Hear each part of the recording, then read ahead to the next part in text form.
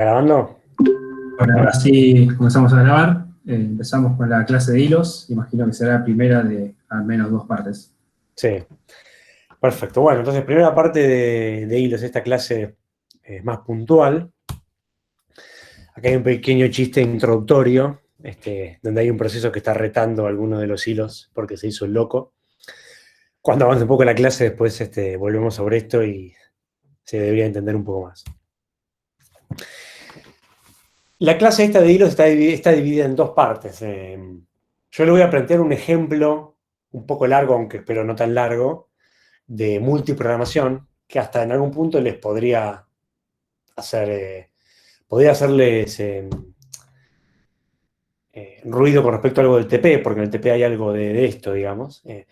Vamos a hacer el ejemplo de desarrollar un sistema multiprogramado que resuelve un problema, un FTP server, y pensar un poco la arquitectura con los elementos que tenemos.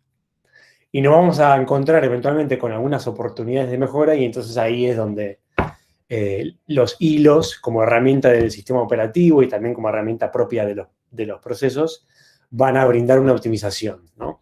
Entonces la idea es, tenemos sistemas multiprogramados, sabemos que los sistemas operativos pueden lanzar muchos procesos y que con el planificador se va gestionando quién ejecuta y que la idea es poder aprovechar al máximo los recursos del sistema y que mientras un proceso usa un recurso, el otro puede usar otro, entonces de esa manera todos se van intercalando y se logra aprovechar al máximo, ¿no?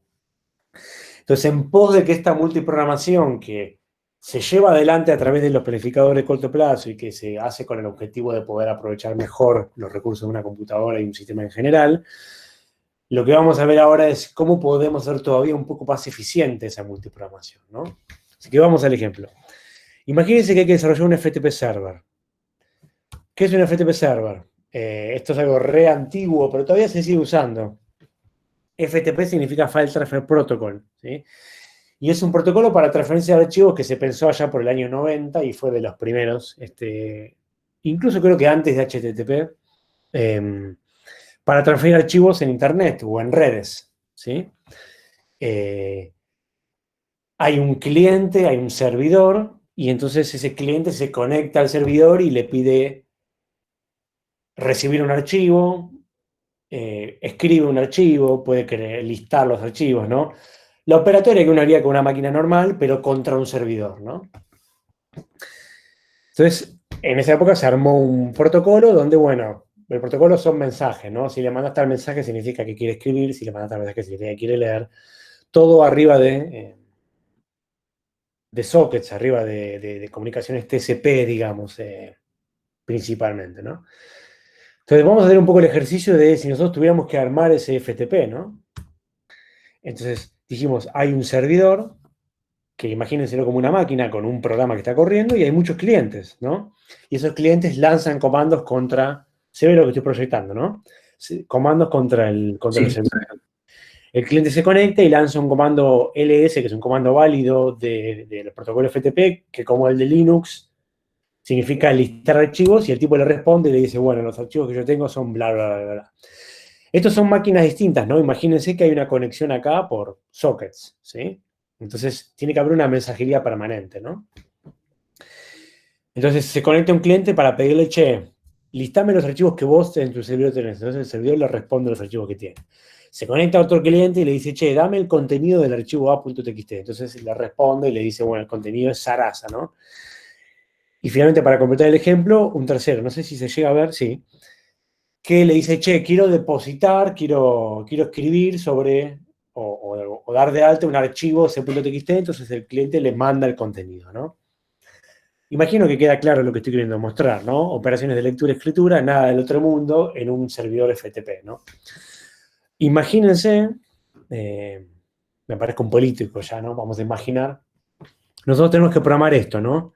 Un programa que respeta este protocolo y que hace de FTP server, ¿no? Tenemos que programar esta parte, ¿está bien? ¿Y cuál es un poco el desafío, ¿no? El requerimiento, ¿no? Yo voy a tener muchos clientes que se van a conectar y cada cliente me va a hacer una petición distinta, ¿no? Entonces yo debería poder resolver todas esas peticiones lo más rápido posible, ¿no? Entonces, ¿cómo sería un primer approach monoprogramado, digamos, sin hacer uso de la multiprogramación? Y vean este bello código, ¿sí? Creo que cualquiera de nosotros podría pensar esto, ¿no? Una primera iteración, ¿no? Programo dentro de mi FTP server un proceso, o sea, un programa que cuando lo ejecute se transforma en un proceso, y este es el código de mi proceso, ¿no? While true, infinitamente estoy como atendiendo solicitudes, recibo un request de alguna manera, acá estoy escondiendo un montón de complejidad, ¿no? De aceptar una conexión, olvidémonos de todo eso, que me pide un comando para hacer, ¿no? Por ejemplo, ¿no?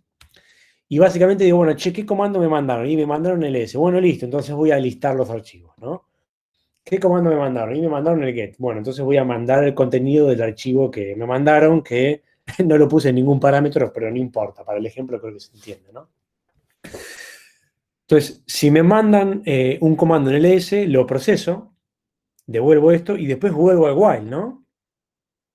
Entonces, después recibo otro comando. Me fijo qué comando es y lo proceso, ¿no?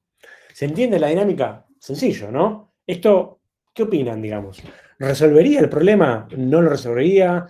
¿Qué opinión tienen si lo resuelve sobre cómo funcionaría esta solución? ¿Cómo lo ven? Por ejemplo, si cuando envío el contenido, estoy enviando un contenido muy grande, va a quedar todo parado hasta que se envíe. Exactamente, ¿no? Esta situación ideal de concurrencia al mismo tiempo, acá no la tengo, ¿no? Porque yo estoy acá clavado por un rato largo en una operación de entrada-salida, entonces lo que dicen por ahí es, el proceso está frenado acá, ¿no? El proceso no está atendiendo nuevos comandos. Por lo tanto, por más que se conecte 20 y me manden los comandos, no los estoy respondiendo todavía, ¿sí? Así que ahí tenemos una contra, ¿no? Yo necesitaría que este procesamiento sea lo más rápido posible, pero a veces no va a poder ser una opción, ¿sí? Porque por ahí tengo que mandar un archivo grande, ¿no? ¿Puedo mandar paquetes? ¿Cómo? ¿Puedo implementar un protocolo de paquetes? Que se vayan mandando los paquetes, que se vayan completando. Sí. Y en la medida que los paquetes van llegando y se completan todos los paquetes, me da que... Correcto, correcto. Esa sería una manera de salir de esta situación, correcto. O sea, vos partís ese archivo en paquetes y vos armás un protocolo donde del otro lado tienen que entender eso. Y entonces mandás un pedacito, ¿no? Pero se te empieza a agregar un poco de complejidad, ¿no? Se puede resolver de esa manera y está bien, ¿no? Pero hay que tener en cuenta, obviamente, que vos después cuando vas a recibir un próximo comando, por ahí te mandan un comando del S y vos tenés que al mismo tiempo darte cuenta. Sí, tengo empaquetado el Claro. paquete y tiene una cobertura que me dice qué es lo que viene. Y la numeración y la secuencia es lo que tendría que mandar. Es un protocolo, sí. Es una capa más. Claro. Y en esa capa vos aparte tendrías que, por ejemplo, si vos elegís mandarle un paquete y después el otro, tendrías que acordarte de mandarle los siguientes paquetes, o si no, lo que tendría que pasar es que vos tendrías que esperar a que te pidan un siguiente paquete y un siguiente paquete, ¿no? Y la posibilidad de reenviar y completar, y me falta este. Mándame este. Exactamente. Que eso es en definitiva el protocolo, por ejemplo, TCP, ¿no? Cómo funciona, ¿no? Que tiene toda esa lógica implementada más abajo, ¿no? Recuperación. Sí. Exacto. Entonces, queda un poco claro cuál podría ser la contra, queda claro que se puede solventar, ¿no? Implementando un protocolo un poquito más complejo, un poquito más grande. Hay otro enfoque, que sería el enfoque de la multiprogramación, ¿no? Que nos podría permitir no tener que implementar por ahí un protocolo, no agregarle mucha más complejidad a mi programa, y al mismo tiempo lograr ese objetivo de quiero atender los pedidos concurrentemente, ¿no? Entonces, todos se están imaginando, bueno, yo acá lo había dibujado, ¿no? Ya esto, me olvidé, pero el caso que planteamos fue este, ¿no? Mientras yo estoy recibiendo un contenido, tengo a un segundo que está esperando la respuesta, ¿no? Por si no quedó claro, acá graficamos un poco el problema que tendría la solución que yo planteé, ¿no? Mientras me quedo clavado acá, este segundo chamaco, por ahí quiere ser una operación cortita y tiene que esperar, ¿no? Entonces, formas de solucionar esto, Una puede ser lo que plantearon por ahí. Otra puede ser la siguiente. Tener muchos procesos que responden a mi programa de FTP Server. Entonces yo podría agarrar y decir, tengo un proceso FTP Coordinator, ¿no? Porque escribimos en castellano y en inglés, mezclando todo porque así es la vida. Pues podemos. Exactamente. Y le pongo una lógica un poquito más limitada. Digo, bueno, este proceso lo único que hace es aceptar conexiones y lanzar procesos, ¿no? Y esos procesos que lanza en esta misma máquina van a atender esas conexiones, ¿no? Entonces manejo la siguiente dinámica. Viene un cliente, el cliente me dice, che, me quiero conectar. Y ese proceso lo que hace es decir, bárbaro, acepto el cliente, lanzo un nuevo proceso que tiene otro código, es un proceso client handler, ¿sí? Este es el código de este otro proceso, ¿no? Y le digo al cliente, che, te acepto la conexión, pero vos hablá con el proceso 1, ¿sí? Que acabo de crear. Y acá yo estoy escondiendo, pero le manda toda la información necesaria para poder conectarse con el proceso 1, ¿no? Entonces el cliente 1 dice, bueno, está bien, me conecto con el proceso 1, que está en la misma máquina, pero es otro proceso, y empiezo a hacer las operaciones que yo quiero hacer. Dame el archivo, etc. ¿Se entiende un poco por dónde viene la mano? Entonces, ahora, ¿dónde está la cuestión práctica? Cuando venga un cliente 2, Claro, ¿sí? estoy multiprogramando. El cliente se conecta con el coordinador, ¿sí? Que no es el que está manejando este comando, ¿no? Y esta conexión puede ocurrir, digamos, concurrentemente. El cliente coordinador dice, no hay problema, creo un nuevo proceso, ¿sí? Le manda la información del nuevo proceso y el cliente 2 empieza a laburar con el proceso nuevo, ¿sí?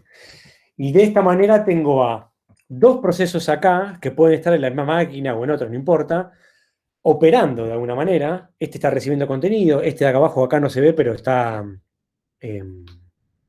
mandando un comando. ¿Y cómo puede ser que eso está ocurriendo concurrentemente? Bueno, porque yo tengo acá un sistema multiprogramado donde cada proceso puede estar ejecutando, o mientras uno hace una operación de entrada-salida, por ahí el otro está haciendo una procesión con la CPU porque quiere ejecutar el comando. Se van intercalando entre sí a través del planificador de corto plazo. Y más aún, si hay muchos procesadores, este podría estar ejecutando plenamente en un procesador y este podría estar ejecutando plenamente en otro procesador, ¿sí? Tranquilamente, ¿no? ¿Qué opinan? ¿Se ve? Y se ve un poco lo interesante de esta posible solución, ¿no? O sea, usamos el esquema multiprogramado para lanzar procesos con responsabilidades más chicas, ¿no? Acá nos metemos un poco en el universo de diseño de sistemas, ¿no? Donde modularizamos, ¿no? Y armamos responsabilidades más chiquititas y eso nos permite tener programitas más chiquitos, ¿no? Fíjense, la lógica es muy sencilla de este. Obviamente yo la simplifiqué, ¿no? Pero la esencia es esto, ¿no? Acepto conexiones, lanzo procesos, ¿no? Y la lógica de un manejador es muy sencilla. Decime el comando, lo ejecuto. Decime el comando, lo ejecuto. Y por ahí habrá un comando que sea exit y termina, supongamos, ¿no? Y listo. Acá no lo representé, pero... ¿Se entiende un poquito hasta acá? ¿No? Solución 2, ¿no? No me acuerdo si en el trabajo práctico les permite lanzar hilos, lanzar procesos o les obligan a lanzar hilos. No sé, creo que hay alguna especificación ahí para algunos procesos que actúan un poco de servidores, digamos, ¿no? Pero después podemos charlar sobre eso. Incluso me pueden hacer preguntas, no en esta clase, pero sí la clase que viene, más del TP. Y a veces vienen y preguntan, ¿no? Che, este servidor, este cliente, ¿cómo manejo esta dinámica? Yo no tengo problema en responder dudas con respecto a eso. Bueno, entonces, está buenísima esta solución, nos hace felices, ¿sí? Y la realidad es que durante mucho tiempo, incluso hasta el día de hoy, es una manera perfectamente válida de usar la multiprogramación del sistema operativo para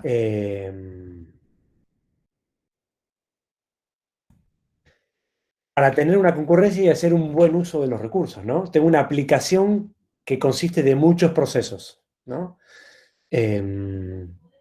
Entonces está buenísimo. Un ejemplo que acá tengo anotado de un servidor muy popular que al día de hoy sigue teniendo esa implementación es el servidor Apache. Que creo que sigue siendo, acá lo plantean en la página, digamos, pero el servidor de web más usado del mundo, ¿no? un desarrollo colaborativo que nace ahí en la comunidad de software libre. Acá dice la fecha, ¿no? Fíjense, arrancó en el año 95, ¿no? Sospecho que el 70% de ustedes todavía no habían nacido. Apache es un servidor, en vez de FTP, HTTP, ¿no? Imagínense la misma cosa, el protocolo en esencia es lo mismo, dame un archivo, te doy un archivo, digamos, tiene otro espíritu, pero es lo mismo. Y funciona de la misma manera. Hay un proceso que está coordinando y cuando recibe conexiones lanza procesos hijos. ¿Sí? Y me parece que está bueno para conocer algo real, ¿no? Que implementa de esa manera, ¿no? Bueno, ¿cómo podemos hacer esto mejor? Porque somos o seremos ingenieros, ingenieras, ingenieres, todo y más, y nos gusta utilizar al máximo, ¿no? Vamos a pensar lo siguiente, ¿no? Dijimos que los pros eran que me daban un mejor diseño, que era más fácil de entender y de mantener, que es multiprocesamiento friendly. Multiprocesamiento es un término que significa, la clase que viene lo voy a definir más formalmente, pero multiprocesamiento, anótense en algún lugar, es muchos procesadores. Significa que yo tengo en una máquina muchos procesadores. Eso es para nosotros multiprocesamiento, ¿sí? Significa exactamente eso, digamos. Estos son los pros de esta solución, ponele. Pero hay un par de observaciones que nos van a invitar a mejorarlo un poco más. Por ejemplo, acá yo me salté un par de cosas, ¿no? Imagínense que yo tuviera que lanzar, que quisiera tener ciertas estadísticas sobre, por ejemplo, la cantidad de archivos transferidos, la cantidad de bytes transferidos. Quisiera poder tener esas estadísticas y guardarlas en algún lugar. Si yo quisiera tenerlo en memoria, tendría que tener alguna variable en algún lugar, ¿no? Y acá venimos con un problema, ¿no? ¿Se acuerdan lo que habíamos visto al principio? Que fue lo que me hizo acordar para completar la presentación. Los procesos no comparten nada, no comparten la memoria, no comparten el código. Entonces, por defecto, si yo meto una variable acá, este tipo no la está viendo. Entonces, si yo quisiera hacer algo tan sencillo como decir, che, acabo de transferir un archivo, entonces agarro una variable que es la variable cantidad de bytes transferidos y le sumo un 1, por defecto no lo tendría que hacer algo más, ¿no? Si quisiera laburar con un archivo en común, no sería por ahí lo más ideal para ese tipo de operatoria, ¿no? Y si quisiera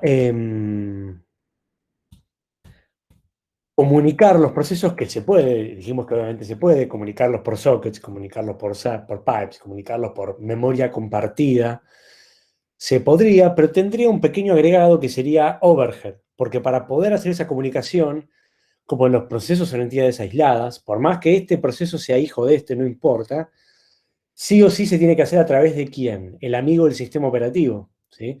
Porque todas esas herramientas de IPC que yo les mencioné al principio son ofrecidas por el sistema operativo, por lo tanto hay que hacer syscalls para crear un espacio de memoria compartida, para poder mandar un mensaje por un socket, todo llamadas al sistema, se involucra el sistema operativo, hay un cambio de modo, hay un mode switch constante, entonces se agrega un overhead. No es la muerte de nadie, funciona, pero si queremos optimizar, ahí tenemos una oportunidad, digamos. ¿Por qué hay una oportunidad? Porque de alguna manera todos estos procesos pertenecen a la misma aplicación, ¿no? Pertenecen a mi servidor FTP, ¿no? Entonces tendría sentido de que estén un poquito más cerca, tal vez, ¿no? Otras posibles oportunidades de mejoras. Imagínense que todos estos tienen que abrir un archivo de configuración común, que tiene configuración sobre todo cómo tienen que manejarse los clientes, yo qué sé. Las conexiones TCP son de tal manera, los timeouts y las conexiones TCP son así. Soporto conexiones encriptadas con este certificado de encripción. Puede haber cierta configuración que tiene que ser necesaria que los procesos lean y todos van a tener que abrir el mismo archivo N veces y generar estructuras administrativas repetidas en el sistema operativo cuando en realidad todos lo quieren leer y le quieren dar un mismo uso, ¿no? Digamos que es leer una configuración, ¿no? Entonces, de vuelta, ¿qué es lo que sucede? Cada proceso es una entidad independiente. Entonces, si dos procesos abren el mismo archivo, para el sistema operativo son dos universos separados que quieren abrir el mismo, así que cada uno va por su carril, digamos, ¿no? la creación de procesos tiene un costo, digamos, comparado con lo que vamos a ver más adelante, digamos, acá no voy a profundizar mucho. Y por otro lado, una mecánica no menor es el tema de la reutilización de código, ¿no? Miren acá. Acá son dos procesos distintos. ¿Cómo es el código de estos dos? Exactamente el mismo. ¿Eh? Pero yo les dije que los procesos no comparten nada, ni siquiera el código por defecto. Así que si yo levanto dos binarios o sea, levanto dos procesos que salen del mismo binario, no importa, son instrucciones que se cargan dos veces. ¿Sí? El sistema operativo no realiza por defecto esa optimización.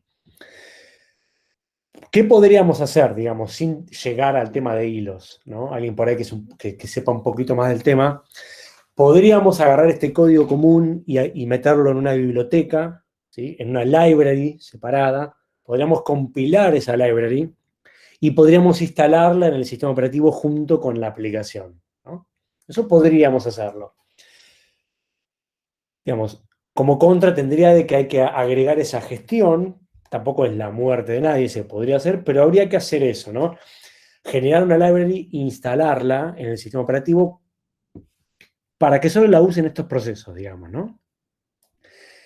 Así que se puede reutilizar el código, pero no es algo que ocurra por defecto y hay que trabajar un poco más, ¿no? Entonces, lo que quiero marcar con estas oportunidades de optimización es que no solo para FTP Server, sino para cualquier tipo de aplicaciones que tienen problemáticas parecidas, como fueran muy comunes, lo que empezó a pasar es que la gente que elabora en sistemas operativos dijo, che, ¿por qué no podemos ofrecer una optimización donde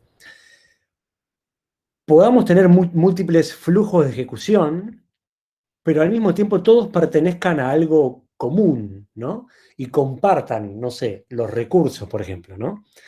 Pero que si yo tengo un proceso que está ejecutando el comando ls y puede haber otro que esté ejecutando otro comando, no necesariamente el mismo, pero que por ahí puedan compartir el código, ¿no? Porque todos pertenecen a un mismo lugar, ¿no? Entonces, esas oportunidades de optimización son las que dieron lugar a la creación de hilos, que es la estrategia que vamos a ver ahora, ¿no? Vamos a apurar, ya cerramos, vamos a ver si podemos cerrar en 5 minutos.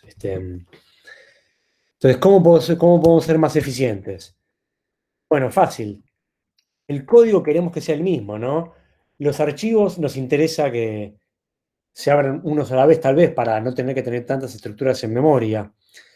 Necesito poder compartir información, estadísticas, tener una variable que me cuenta la cantidad de procesos, la cantidad de bytes transferidos. Bueno, bárbaro. Compartamos el código y compartamos los recursos, ¿no? Compartamos la memoria también, ¿no? Esto es lo que se conoce como hilos, ¿sí? O threads. ¿Sí? Y ahora debería quedar mucho más claro de la siguiente manera. El modelo que conocíamos hasta ahora es un modelo single thread, ¿sí? Donde un proceso tenía, ¿se acuerdan los elementos de la imagen del proceso? Tenía un PCB, tenía el stack en la pila, acá, esto me lo robé del Stalin, entonces el tipo separa la del kernel que la del usuario. Esto es real, pero a nosotros no nos importa, o sea, es la pila. Y tenemos un espacio de direcciones. Acá adentro estaría el código, estaría los datos, ¿sí? Estaría el heap, ¿sí? Imaginémonos que todo esto es el PCB. Entonces, esto es un modelo single thread, el que conocíamos hasta ahora. ¿Cómo lo llevamos a un modelo de multithread, de muchos hilos de ejecución? Lo que hacemos es lo siguiente. Tenemos un único proceso, como teníamos acá, pero ahora generamos tantos threads de ejecución como queramos tener, ¿sí? ¿Y qué hacemos? Hacemos que haya un process control block perteneciente al proceso, uno solo. Mantenemos el único espacio de direcciones compartido por todos los hilos del sistema, o sea que el código y los datos y el heap están acá y son compartidos todos, pero intentamos tener muchos hilos de ejecución, o sea, muchos flujos que puedan hacer cosas distintas, dentro de lo que les permite el mismo código, ¿no? Pero cosas distintas, ¿no?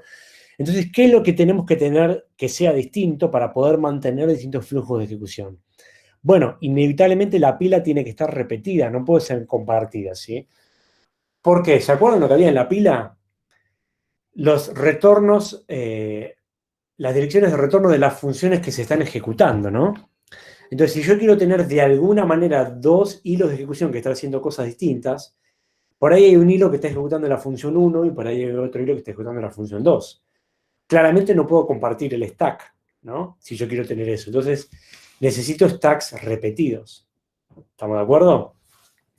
Por otro lado, naturalmente, si yo voy a tener muchos hilos de ejecución que comparten el código y comparten variables, definitivamente necesito manejar un esquema de estados propios de cada hilo, ¿no? Entonces, si yo tengo un esquema como este, donde tengo 3 hilos dentro de un proceso, ¿en qué estado está el proceso ahora, no? ¿Está ejecutando? ¿Está bloqueado? ¿Está listo? Bueno, lo que empieza a pasar es que tenemos que ver el estado de los hilos, ¿no?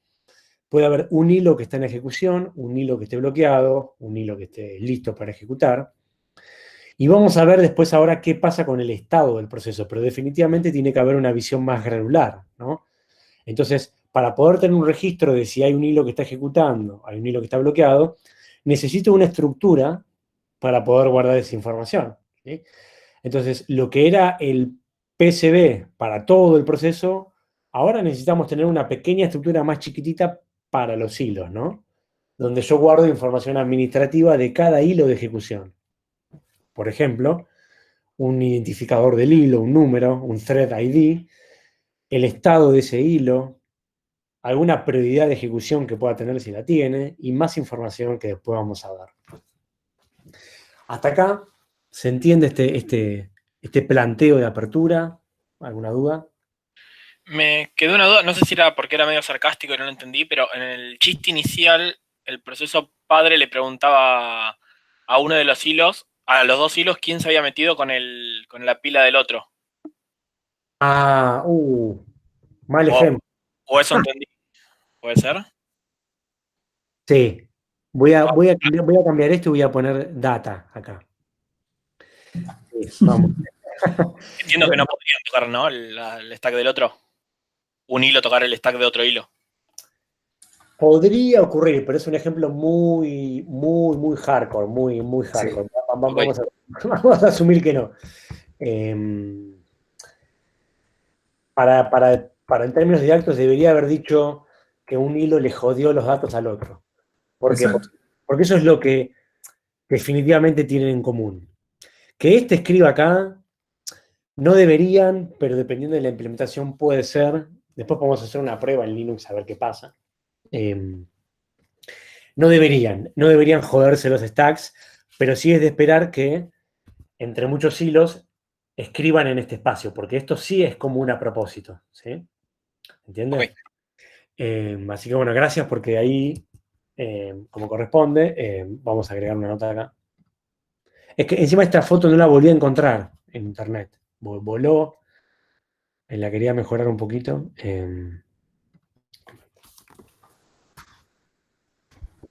Ver stack por, no sé, heap o datos. O heap, para que quede más. Listo. Bueno. Volvemos ahí entonces. Vamos hasta acá, entonces, con este modelo, acá está la definición de multithreading, ¿no? La habilidad de un sistema operativo de poder soportar múltiples flujos de ejecución. Me lo robé el Stalin si me gustó. Y esta es una definición que ya tenía de hilo, que la armé yo, que dice que es una unidad de trabajo que puede ser planificada por el sistema operativo o una biblioteca. Ahora vamos a explicar por qué rapidito. La cual involucra esa unidad de trabajo, un estado de ejecución, un contexto, una pila, ¿no?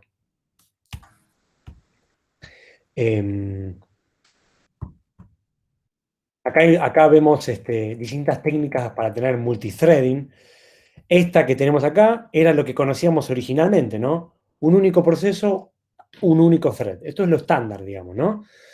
Pero si ahora decimos que un proceso, adentro del proceso puede haber muchos hilos, podemos estar acaparados, ¿no? La segunda solución que dimos antes de llegar a hilos del FTP era esta, ¿no? Muchos procesos con un thread cada uno, ¿no? Pero ahora estamos habilitados a tener esto, o si somos muy locos, a tener algo como esto. ¿no? Múltiples procesos y múltiples hilos si fuera necesario, ¿no? Tal vez no.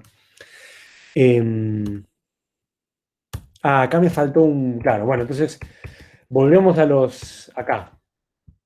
Entonces, para volver al ejemplo original, ¿cómo con hilos podemos hacerlo más eficiente? Yo puedo tener para los stats, una variable compartida. Y la variable compartida, ¿dónde la tengo? Acá. Entonces, muy importante, cuando un hilo escribe en una variable de acá, no tiene que llamar al sistema operativo. Porque es todo parte del mismo espacio de direcciones. Porque es parte del mismo proceso. Entonces no hay una syscall, no hay un cambio de modo involucrado, ¿sí? Y por eso es mucho más rápido esa operación, ¿sí? Si yo tengo que abrir un archivo, cuando un hilo abre un archivo, el archivo es un recurso del proceso. Por lo tanto, todos los hilos ya tienen abierto ese archivo, no lo tienen que volver a abrir, ¿sí? Después, perdón que hago esto como un gil, me faltó esa parte. Y segundo, la creación de hilos es mucho más rápida que la creación de procesos. ¿Por qué? Cuenta en la cantidad de estructuras. Si yo quiero duplicar esta estructura de la izquierda, tengo que crear muchos elementos. Si yo quiero crear un hilo nuevo, solo tengo que crear un stack y un TCB. Son menos elementos. Listo. Eso implica mayor velocidad porque tengo menos cosas para instanciar, ¿sí? Así que eso lo hace más rápido también, ¿sí? De vuelta, todo esto tiene sentido cuando yo tenga, por ejemplo, muchos hilos de mi aplicación FTP, porque estos tienen que estar muy relacionados, tienen que pertenecer a la misma aplicación, ¿no? Yo no voy a hacer un hilo que sea compartido con la aplicación de al lado que no tiene nada que ver, ¿sí? Y último, reutilización de código, ¿no? Al igual que con la variable, la magia que tienen los hilos es que reutilizan las variables y el código de manera out of the box. No hay que hacer nada para que este hilo reutilice el código con este hilo. Y se carga una sola vez, acá, ¿sí? No hay que hacer una syscall, no hay que hacer absolutamente nada. Entonces, tenés un par de mejoras que vienen ya dadas por la propia definición de la técnica, digamos, ¿no? ¿Estamos hasta acá? Y por las dudas, confirmo una cosa, variables globales. Las variables locales de cada hilo no se comparten. Bien, correcto. Gracias, Fede. Gracias, Fede. Porque ¿dónde están las variables locales? Acá, ¿sí? No se deberían compartir, digamos, ¿no? Están en el stack, ¿sí? Bien. Tengo una duda. Dígame, señor. Si yo tuviera más de un procesador, Sí. pero como todos los hilos pertenecen a un mismo proceso, no puedo procesar dos hilos del mismo proceso en dos procesadores distintos. Depende del tipo de hilo que tengas. Y esto me abre la puerta para la última parte de esta clase. Así que gracias, chamaco. A menos que lo hayas hecho a propósito. No, la verdad que no, pero digamos que... Uy, creo que se desconectó o se muteó. Pero No, me metí porque... ahí va, dale. Bueno, ahí va. Entonces, los pros de tener hilos a nivel general, ¿no? Las operaciones administrativas son más rápidas, ¿sí? La creación y la destrucción de hilos es más rápido que crear procesos, ¿no? Siempre comparándolo con procesos, ¿no? El thread switch entre hilos del mismo proceso siempre va a ser más rápido que un process switch, ¿no? Entre procesos que no tienen nada que ver. Acá está la explicación de por qué. Después lo vemos. La comunicación de hilos está buenísima porque si yo quiero escribir algo en una variable, no necesito intervención del sistema operativo, ¿sí? Es más rápida, ¿sí? La memoria está compartida out of the box. Dejo para la clase que viene, cuando hagamos un repaso de esto, si quieren lo investigan, si me olvido de explicarlo, me lo preguntan, porque acá yo puse casi nula, digamos. O sea, no es que está 100% desaparecido, está muy desaparecido, pero igual tiene que estar por ahí. El problema viene un poco por acá, ¿no? A la hora de sincronizar recursos compartidos, pero lo voy a dejar ahí, ¿sí? Nos enfocamos en las ventajas y la clase que viene puntualizamos un poquito estos problemas de acá.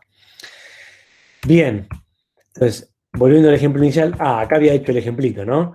¿Cómo sería el último ejemplo? Tenemos un único proceso FTP, ¿sí? Con un hilo coordinador, ¿tá? Y ese hilo va creando hilos handler, ya no crea procesos, y todos esos hilos pertenecen al mismo proceso, ¿no?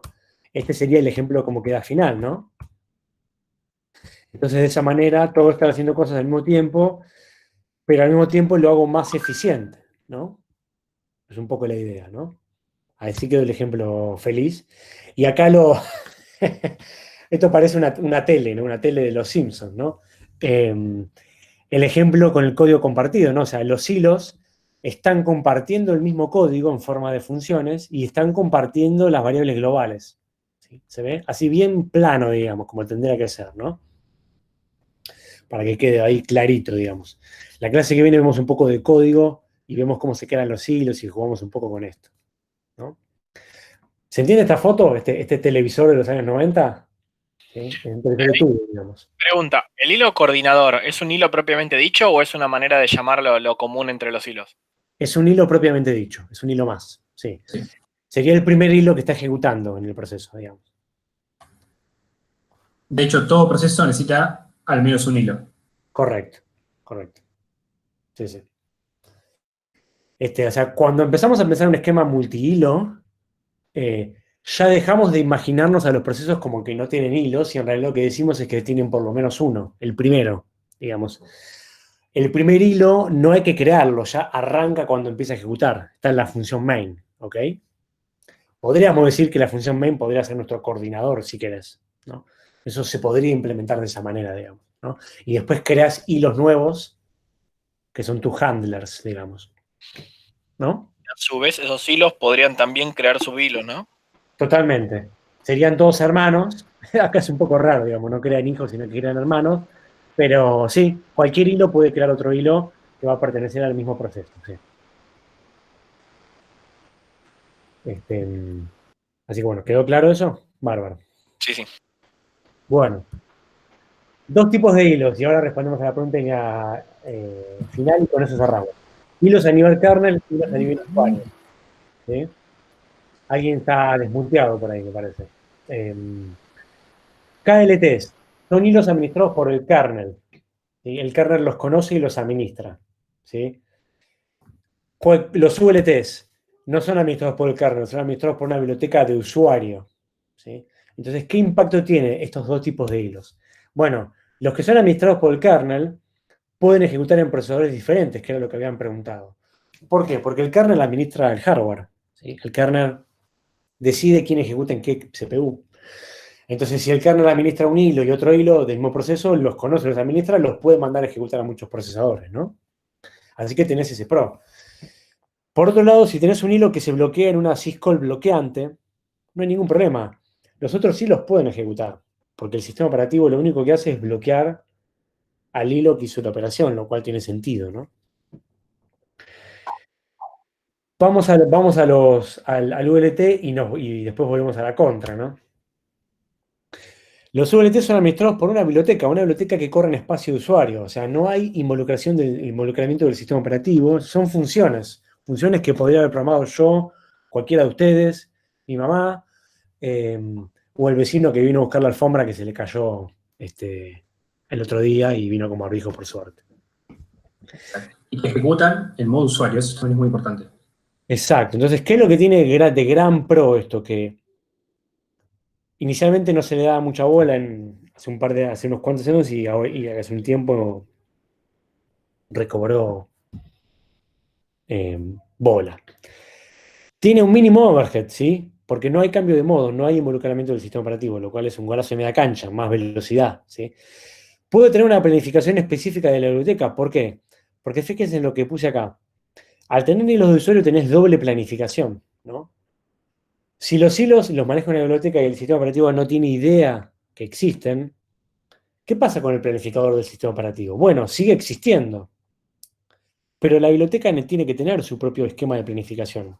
Entonces tenés dos niveles de planificación. Podrías tener un round robin acá y podrías tener acá un FIFO, acá adentro, ¿no? ¿Qué es lo que va a ver el sistema operativo en un proceso que tiene hilos de usuario? El sistema operativo va a ver al proceso completo, ¿sí? Dentro del proceso se van a ver los hilos, el propio proceso los va a ver, ¿sí? Entonces, la biblioteca de hilos podría tener una planificación específica súper loca que la programaron en la biblioteca y que no dependés de que la tenga el sistema operativo porque viene con la biblioteca, ¿sí? Ese es el segundo pro. Y tercero, portabilidad. Si la biblioteca está desarrollada en funciones estándares, de bibliotecas estándares, que eso es lo que es posible hacer. Agarro la biblioteca de hilos, me la llevo a Linux, de Linux la llevo a Unix, de Unix me la llevo a Windows, y con un poco de laburo se podría hacer, ¿no? Mi programa que está hecho usando hilos, de golpe es portable, o por lo menos desde ese lugar es portable, ¿no? Contras de tener hilos administrados por la biblioteca: no pueden ejecutar en procesos diferentes, ¿sí? Debería ser una obviedad. ¿Por qué? Porque el sistema operativo no ve a los hilos de usuario, no los ve, ¿sí? Entonces, tengo dos procesadores, tengo un proceso con dos hilos. ¿Qué hace el sistema operativo? El proceso completo a uno de los dos procesadores, ¿sí? Acá vendría bien un gráfico que no tengo. Fede, el ejemplo mejor lo vemos en la próxima, pero arrancamos con eso si querés. Ok. Así que no aprovecha el multiprocesamiento. Y dos, si un hilo del proceso se bloquea, se bloquean todos los hilos. Esa es la otra contra. Por el mismo motivo, ¿no? El hilo realiza una syscall bloqueante. ¿Y qué es lo que ve el sistema operativo? Lo que ve es que el proceso hizo una syscall bloqueante, porque desconoce los hilos. Entonces, ¿qué hace el sistema operativo? Bloquea todo el proceso, ¿sí? Así que lo que son las ventajas en los KLT son las desventajas en los ULT, digamos, ¿no? ¿Okay? Y desventajas de los KLTs comparado con los ULT son que tienen más overhead, porque los KLTs, como son administrados por el sistema operativo, hay un involucramiento del mismo con cambio de contexto, cambio de modo, que acá prácticamente no tenés. ¿Sí? ¿Se responde con esto a la pregunta que habían hecho de múltiples procesadores? Sí. Bueno, listo, creo que dijeron que sí.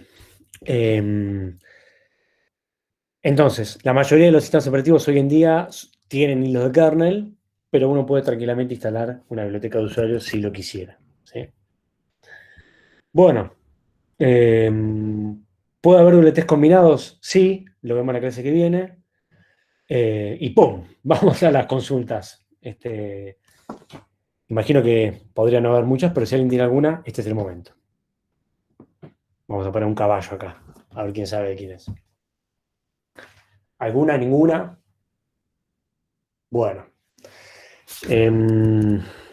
Vamos a cerrar entonces acá. Los test los ponemos en la clase que viene. Así explico lo de microkernel, que me quedó pendiente, ¿no? Sí.